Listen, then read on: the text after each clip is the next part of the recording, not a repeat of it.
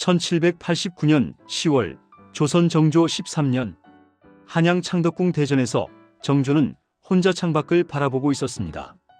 41살의 임금은 깊은 시름에 잠겨 있었습니다. 28년 전 아버지 사도세자는 뒤주 속에서 참혹하게 돌아가셨습니다. 할아버지 영조의 명령으로 정조는 그 광경을 지켜봐야 했습니다. 어린 나이에 정조가 중얼거렸습니다. 아버님, 소자가 아직도 아무것도 해드리지 못했습니다. 그는 결심했습니다. 아버지의 무덤을 옮기고 그곳에 새로운 도시를 만들겠다고. 아버지를 기리는 도시, 백성을 위한 도시를. 정조가 내관을 불렀습니다. 최재공 대감과 정약용을 불러오느라. 잠시 후 두 신하가 들어왔습니다. 정조가 말했습니다. 경들, 과인이 결심했소. 아버님의 무덤을 수원 화산으로 옮기고 그곳에 성을 쌓겠소. 최재공이 놀라서 물었습니다. 전하, 수원은 한양에서 10리나 떨어진 곳입니다. 그곳에 성을 쌓으시겠다니? 정조가 고개 끄덕였습니다. 그렇소. 화성이라 이름 지을 것이요. 아버님을 향한 효심으로, 그리고 백성을 위한 새로운 도시로. 정약용이 무릎 꿇으며 말했습니다. 전하의 뜻을 받들겠사옵니다. 소신이 설계를 맡겠사옵니다. 정조가 두 사람을 바라봤습니다. 고맙소. 하지만 이것은 쉬운 일이 아닐 것이요. 많은 반대가 있을 것이고 어려움도 많을 것이요. 최재공이 말했습니다. 전하, 신들이 있지 않습니까? 전하의 효심을 받들어 반드시 이루겠사옵니다. 며칠 후 정조는 수원으로 향했습니다. 화산 기슭에 도착하자 그곳은 한적한 농촌이었습니다. 논과 밭이 펼쳐져 있었고 농민들이 일하고 있었습니다. 정조는 변복을 하고 마을을 걸었습니다. 백성들의 삶을 직접 보고 싶었습니다. 한 농가 앞을 지나는데 한 노인이 정조를 불렀습니다. 노인이 말했습니다. 나그네, 잠깐 쉬어가시게. 날이 더운데 물이라도 한 잔 드시게. 정조가 고맙다며 노인의 집으로 들어갔습니다. 초라한 초가집이었지만 깨끗하게 정돈되어 있었습니다. 노인이 물을 떠주며 물었습니다. 어디서 오셨소? 정조가 대답했습니다. 한양에서 왔습니다.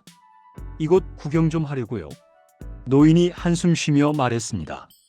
구경이라. 요즘 이 동네가 시끄럽소. 임금께서 여기 큰 성을 쌓으신다는데 걱정이요? 정조가 물었습니다. 왜 걱정이십니까? 노인이 대답했습니다. 성을 쌓으려면 많은 백성들이 부역에 동원될 것 아니요? 농사일도 못하고 고생만 하겠지.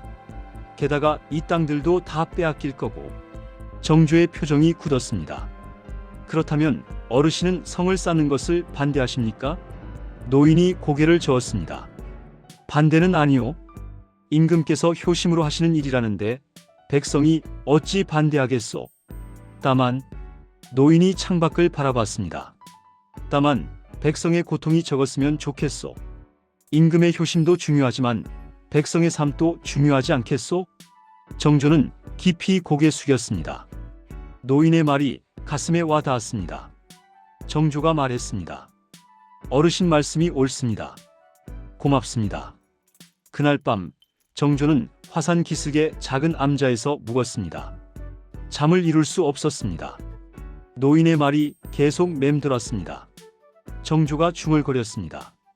내 효심이 백성에게 짐이 되어서는 안 된다. 어찌해야 하는가? 새벽녘 정조는 혼자 화산을 올랐습니다. 정상 근처에 이르자 거대한 바위가 나타났습니다. 그 앞에서 정조는 무릎 꿇었습니다. 정조가 하늘을 향해 말했습니다. 아버님, 소자가 효도를 하려 하나 백성에게 고통을 주게 되었습니다. 어찌해야 하옵니까? 바람이 불었습니다. 안개가 깔렸습니다. 그리고 바위 위에 한 노인이 나타났습니다. 백발의 흰 수염을 기른, 하지만 눈빛만큼은 밝은 노인이었습니다. 정조가 놀라 물었습니다. 당신은 누구십니까? 노인이 미소 지으며 대답했습니다. 나는 이 산을 지키는 산신령이라네. 자네의 고민을 듣고 나타났지. 정조가 깊이 절했습니다. 산신령이시여, 가르침을 주소서. 아버지를 향한 효심과 백성을 향한 애민 둘 다 이루려면 어찌해야 합니까? 산신령이 바위에서 내려와 정조 곁에 섰습니다. 산신령이 말했습니다. 효심과 애민은 서로 다른 것이 아니라네. 진정한 효도는 아버님의 뜻을 이루는 것이고 사도세자께서는 무엇보다 백성을 사랑하셨지 않았나? 정조가 고개를 들었습니다. 맞습니다. 아버님께서는 항상 백성을 먼저 생각하셨습니다. 산신령이 고개 끄덕였습니다. 그렇다면 답은 간단하네. 성을 쌓되 백성의 고통을 최소화하는 것. 그것이 진정한 효도이자 애민이라네. 정조가 물었습니다. 하지만 어떻게 그것이 가능하겠습니까? 산신령이 손을 들어 동쪽을 가리켰습니다.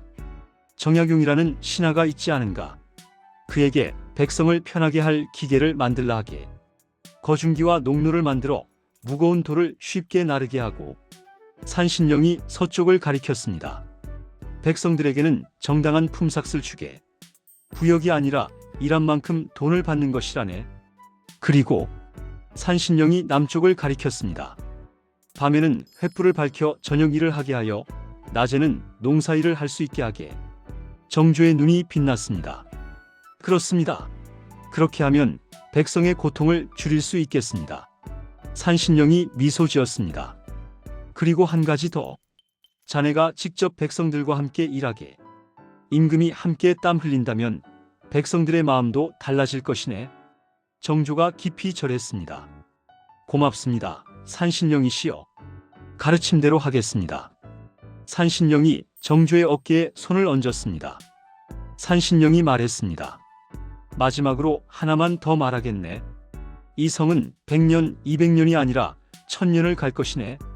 자네의 효심과 애민정신이 담긴 이 성은 조선이 사라진 후에도 남아 백성들을 지킬 것이네. 산신령의 모습이 안개 속으로 사라졌습니다. 정조는 홀로 바위 앞에 섰습니다. 하지만 마음은 이미 결정되어 있었습니다. 공사가 시작되었습니다. 정약용은 거중기를 설계했습니다. 농로라는 도르래도 만들었습니다. 무거운 돌을 적은 힘으로 옮길 수 있게 되었습니다.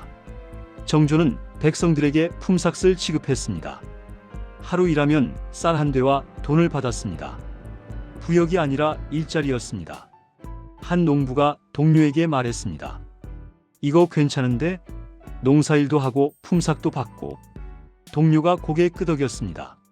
맞아.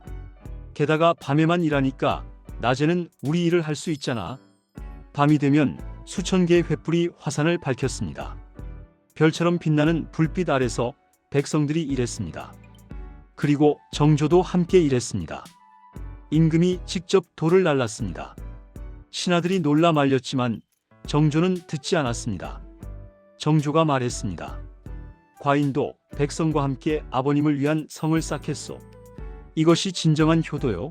진정한 애민이요. 백성들이 감동했습니다. 임금이 함께 땀 흘리는 모습에 눈물을 흘렸습니다. 한 노인이 말했습니다. 이런 임금을 처음 봅니다. 우리를 위해 이렇게까지 하시다니. 백성들은 더욱 열심히 일했습니다. 억지로가 아니라 기쁜 마음으로. 이 성은 자신들의 성이기도 했습니다. 2년 9개월. 공사 기간은 당초 계획보다 짧았습니다. 하지만 품질은 완벽했습니다. 1796년 9월 화성이 완성되었습니다. 장안문, 팔달문, 화서문, 창룡문 4개의 문과 6km에 달하는 성곽이 화산을 둘러쌌습니다. 낙성식 날 수만 명의 백성들이 모였습니다. 정조가 성곽 위에 올라 백성들을 바라봤습니다. 정조가 말했습니다. 백성 여러분, 이 성은 과인 혼자의 힘으로 만든 것이 아니요. 여러분 모두가 함께 만든 것이요. 이 성은 과인의 아버님을 모시는 성이지만 동시에 여러분을 지키는 성이요. 백성들이 환호했습니다. 정조가 계속 말했습니다. 이 성에는 효심이 담겨 있어. 하지만 그보다 더 큰 것은 여러분을 향한 사랑이요. 앞으로 이 화성은 백성의 도시가 될 것이요. 평화롭고 번영하는 도시가 될 것이요. 그날 밤 정조는 다시 화산에 올랐습니다. 그 바위 앞에 섰습니다. 정조가 말했습니다. 산신령이시여 약속을 지켰습니다. 효심과 애민을 모두 이루었습니다. 감사합니다. 바람이 불었습니다. 따뜻한 바람이었습니다. 정조는 산신령의 미소를 느낄 수 있었습니다. 1800년 정조가 승하했습니다. 49의 나이였습니다. 너무 이른 죽음이었습니다. 하지만 화성은 남았습니다. 순조시대, 헌종시대, 철종시대, 조선은 혼란에 빠졌지만 화성은 굳건했습니다. 1866년 병인양요, 프랑스 군대가 강화도를 공격했습니다. 조선 조정은 화성으로 피난을 고려했습니다. 화성은 난공불락의 요새였습니다. 1871년 신미양요, 미국 군대가 쳐들어왔습니다. 하지만 화성은 여전히 굳건했습니다. 1950년 한국전쟁, 화성은 큰 피해를 입었습니다. 많은 부분이 파괴되었습니다. 백성들은 슬퍼했습니다. 한 노인이 무너진 성벽을 어루만지며 말했습니다.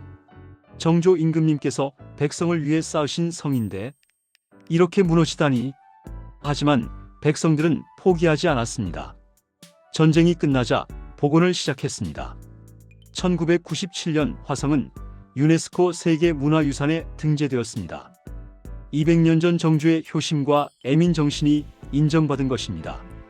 등재식 날 한 역사학자가 말했습니다. 화성은 단순한 성곽이 아닙니다.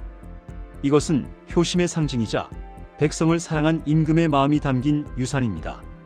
그리고 무엇보다 임금과 백성이 함께 만든 협동의 결과물입니다.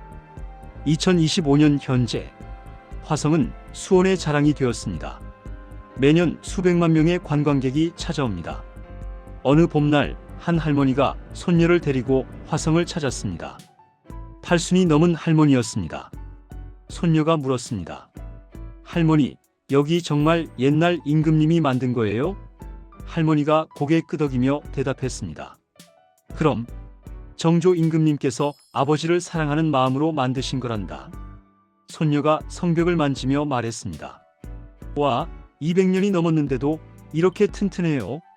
할머니가 웃으며 말했습니다. 그건 말이야, 사랑으로 만들었기 때문이란다. 아버지를 향한 사랑, 백성을 향한 사랑. 사랑으로 쌓은 성은 절대 무너지지 않는단다.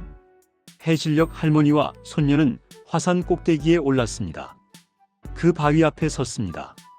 할머니가 조용히 말했습니다. 산신령님, 오늘도 감사합니다. 임금님의 효심을 지켜주시고 이 성을 지켜주셔서.